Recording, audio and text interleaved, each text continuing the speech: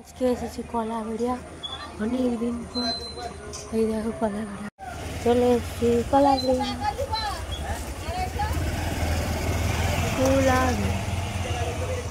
আমি ছবি তুলি।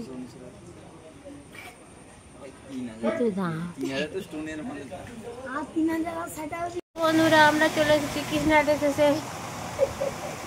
তো এতদিন পর এলাম কৃষ্ণায় হাওয়া খেতে।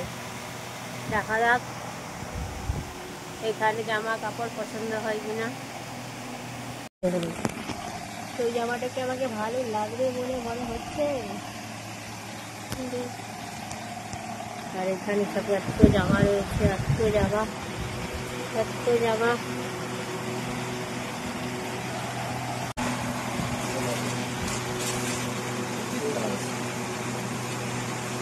এটা তো পিচ কালার, নেভি ব্লু তো সে মানে ব্লু টাইপের হবে।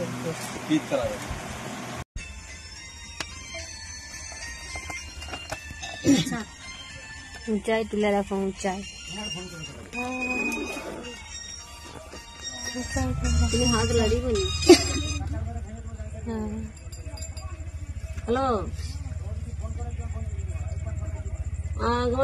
भगवानपुरे आছি। ছাড়বে গাড়ি, ছাড়বে না, ছাড়েনি গাড়ি, ছাড়েনি যে ছাড়বে 2-10 মিনিট পরে ছাড়বে। হঠাৎ করেই আমার কিনকিন করে পেটের যন্ত্রণা হয়, জল ভাঙা শুরু হয়। তার জন্য প্রথমে ভগবানপুর হাসপাতালে আমি ভর্তি হয়ে যাই এবং ভগবানপুর হাসপাতালে আমার চেক আপ করা হয় প্রেসার এবং বেবির হার্টবিট।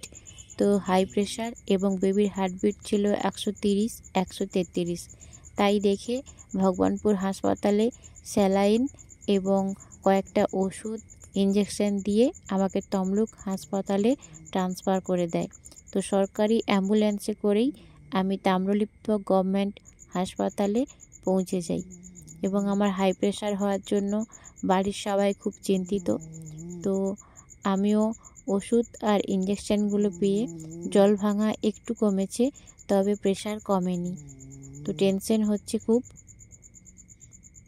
আমার হাত পা গদার মতো ফুলে যায় এবং হাই প্রেশার, এই জন্য যেন মৃত্যুর সঙ্গে লড়াই করছি। মনে হচ্ছে কিছুক্ষণ পরেই মারা যাব।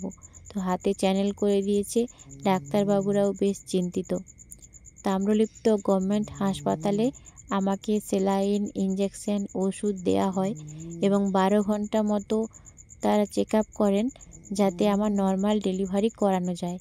5-6 বার চেষ্টা করা হয় নর্মাল ডেলিভারি করানোর জন্য, কিন্তু অবশেষে আমার প্রচুর পরিমাণে জল ভাঙে, হাই প্রেশার আর পা ফোলার জন্য আমার সি সেকশন ডেলিভারি করানো হয়েছে। ঈশ্বরের কৃপায় এবং আপনাদের সবার আশীর্বাদে সুস্থ স্বাভাবিকভাবে বেবির জন্ম হয়েছে আমার। তো এই মুহূর্তে আমি বিছানায় শুয়ে আছি, এখনও প্রেশার কমেনি। তো পেটে কাটা, তো যেন দগদগ করছে আর প্রচণ্ড গরম লাগছে, এক অস্বস্তিকর পরিবেশে। আর মৃত্যুর সঙ্গে যেন লড়াই করছি, মনে হচ্ছে আমি বাঁচবো তো জানি না কি হবে। সবাই আশীর্বাদ দিন।